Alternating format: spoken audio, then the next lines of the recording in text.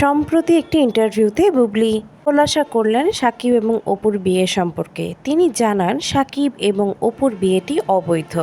অপু বিশ্বাস একজন হিন্দু মহিলা হয়ে একজন মুসলমান পুরুষকে কোনোভাবেই বিয়ে করতে পারে না। এটা আমাদের ইসলামে অবৈধ। আমরা একটু দেখে নিই স্ক্রিনে। আচ্ছা চল।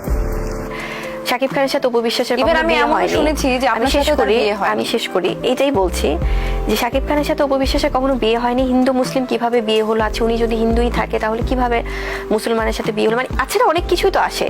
এটার প্রসেসিংটা কি ছিল এবং ওনার যে ডিভোর্স হয়ে গেছে কিন্তু উনি এখন আবার বলছে যে ওনাদের সাথে খুব সম্পর্ক আছে, অপু বিশ্বাস দাবি করছে। মানে এই যে একটা কনফিউশন, তো আমি তো এই জন্য যখন আমার ব্যাপারে ওই জিনিসগুলো আসে তখন আমার কাছে খুব নর্মাল লাগে যে আসলে তার মানে যেহেতু মানুষটা শাকিব খান, তার মানে এখানে এনিথিং ক্যান হ্যাপেন, মানে যে কোনো স্টেটমেন্টে আসলে আসতে পারে। বর্তমান ভবিষ্যৎ কি হবে সেটা আমরা কেউ জানি না, এবং আমরা যখন একসাথেও আমরা অনেক কিছু শেয়ার করছি। আমি কিন্তু তোমাকে শুরুতেই বলেছি যে আমাদের দাম্পত্য জীবনে শুধু আমাদের না, আমাদের সবার জীবনে অনেক কিছুর মধ্য দিয়ে আমরা যাই।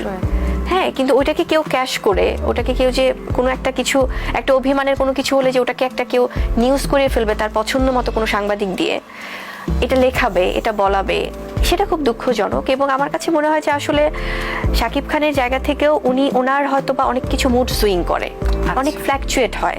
হ্যাঁ, সেটা আমি ওনাকে বরাবরই বলি যে উনি যদি 1-to-1 কখনো কথা বলে অনেক কিছু ক্লিয়ার হয়ে যায় কিন্তু মানুষ,